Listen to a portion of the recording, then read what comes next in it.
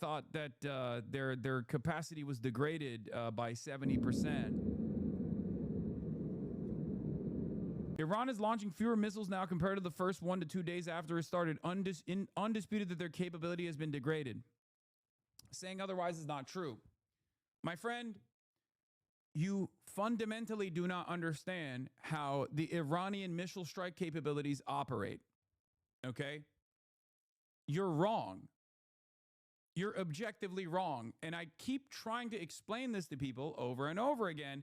And for some reason, a lot of people just watch the Os and Andes that keep telling them over and over again. They're like, no, any day now, it's gonna be over. Okay? Listen.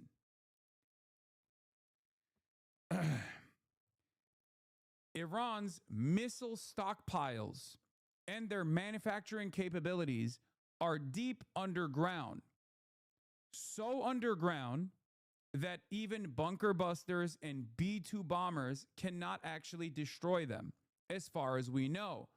What we are doing, what the American and the Israeli strike teams are doing with the unlimited striking capabilities that they have is basically fly over Iranian soil, look for openings in those caves, and blow them up. Iran's own anti-air defense systems are also underground. From what I understand, the way that this works is they keep bringing them out, their anti-aircraft, their anti-aircraft weapons only get circulated out whenever they are launching. They don't have stationary positions. Under normal circumstances, you would have stationary anti-aircraft weapons, right? Israel has stationary anti-air munitions. America has stationary anti-air munitions. If you have stationary weapon systems, they are easy to destroy. Iran doesn't have them. I mean, I'm sure they have some stationary ones. I think they got blown up in the 12-day war, as a matter of fact, right?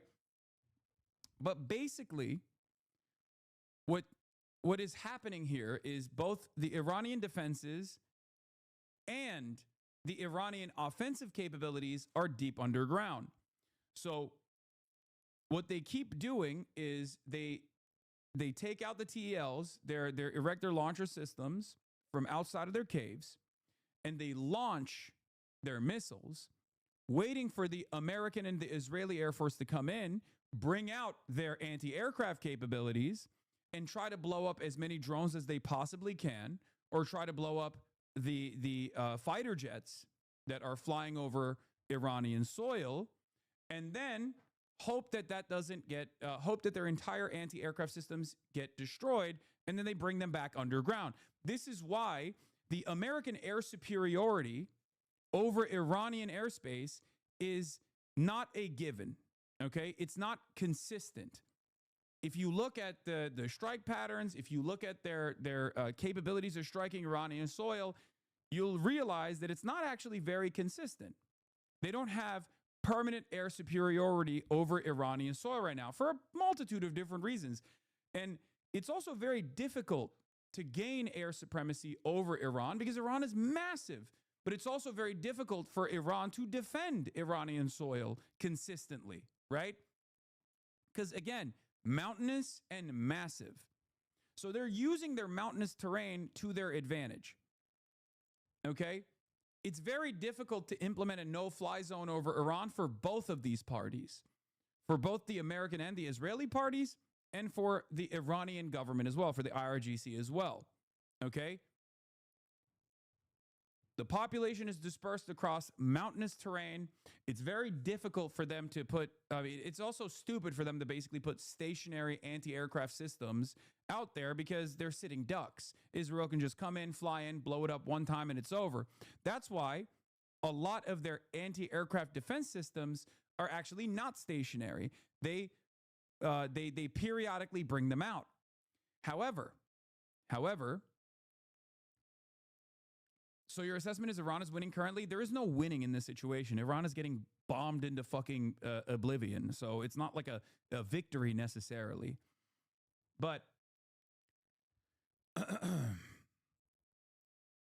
Like, here, you are correct. This is them trying to destroy the same missile city for like the 5th time this week and failing. They have not destroyed any on camera yet. Yeah, breaking. Iran's underground Damavand missile fortress just got obliterated. The RGC secret ballistic missile and air defense base east of Tehran, buried deep in the mountains, has been hit hard by relentless U.S. and Israeli strikes. So I am not like a milsim guy at all. But one thing I have learned from covering these sorts of incidents is the most effective way to stop artillery, the most effective way to stop munitions, the most effective way to stop bombs, basically is dirt. Okay? It's undefeated. It is the most undefeated. It's just ground. It's gravel. It's terrain. It's the most undefeated thing of all time. Okay? It is so difficult to actually successfully penetrate bedrock and get to the weapon systems underneath. You have to consistently keep bombing it over and over again with bunker buster bombs with the hopes that you can, with the hopes that you can actually engage the deep penetration necessary to get to the munition stockpile. This is the reason why when you go to an outdoor shooting range, there is usually a mountain behind it, right? There's like a mound of dirt behind the targets, because the most effective way to stop a bullet, or the most effective way to stop the most effective way to stop a bullet, or the most effective way to stop any sort of munitions, is literally just the side of a fucking mountain. Iran has plenty of mountains. And this is precisely the reason why their munition stockpile is deep underground. And it's also the reason why they can't fucking get to it. Okay? Rock is even better than dirt or sand, which is something Iran luckily has 55% of its territory made of. It's a uniquely resistant territory. Exactly. So the reason why I'm mentioning all this is because you said, like, oh, are they degrading Iran's capability? Like, it's objectively true that they're degrading Iran's capability. Yes, Iran is not capable of launching missiles with the same frequency that they did in the first couple of days, because obviously some of those cave openings have closed. But all they need to do is to dig themselves out. They can kill the people that are capable of digging themselves out, but Iran also has 93 million people. So they have a fuck ton of people in the IRGC. So they got plenty of people, and they got plenty of dirt, and they got plenty of rock, and they got plenty of terrain, and they have plenty stockpiles. And not only do they have plenty of stockpiles, but they also have a logistical supply chain that is also very difficult to intercept on the eastern side of the country. So they have a direct line to both Russia and China if they want to. Maybe they have a direct line right now that America can't infiltrate either. Pair that up with the fact that their underground like manufacturing capabilities are also deep underground, and you arrive at a situation where it's like Vietnam on fucking steroids, right? This is the difference. It's a country that has designed its entire defense and offensive capabilities for this very moment. And you're seeing the results of that right now. That's why a lot of people who are used to America dominating, America fucking shit up, are having a hard time coming to the recognition that, like, this fortress design of this country is actually capable of withstanding a metric ton of damage, far more damage than America and Israel have actually been able to throw in the ways of all of their other enemies, right? Like, there's no similarity between Afghanistan with the Taliban. There's no similarity between this and like Iraq. There's guerrilla warfare. There's counterinsurgency techniques with boots on the ground military warfare. And that obviously is also another war of attrition of a different sort. But like, this is very different. If we're talking about like maintaining air superiority, with the weapon systems that America has, with the virtually unlimited offensive capabilities that America has, they should have completely destroyed the Iranian stockpiles, or at least like their capacity to do damage to the Gulf and certainly to Israel as well. But they haven't been able to they haven't been able to do that, right? One must ask the question, why?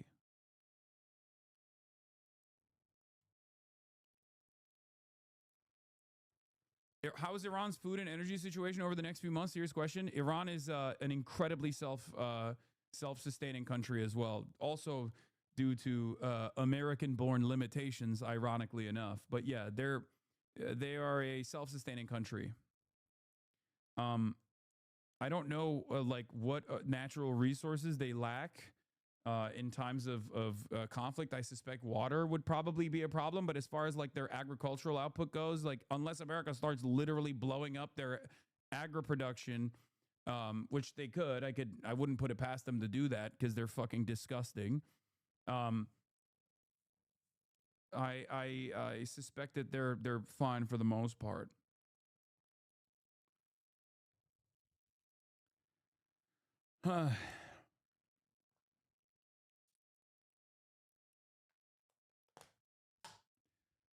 But do you understand why I say that? Like, while it looks to be like, while the frequency of their missile launches have diminished from the first day, and if you ask the Iranian government, they cope and they say, "Oh, it's because like we used up all of our newest, sorry, we used up all of our older gear on the first day or whatever, and now we're using up like our newer stuff, and that's the reason why we don't have to like launch as many missiles or whatever." I think that's a little bit of cope, um, but I think America is also coping when they claim that they have been able to deteriorate the Iranian strike capabilities by 70% to 90%, depending on which estimate you're looking at, because the results show a very different reality. If you look at like the Gulf, the Gulf base is still taking tremendous damage with new radar facilities being destroyed every single fucking day.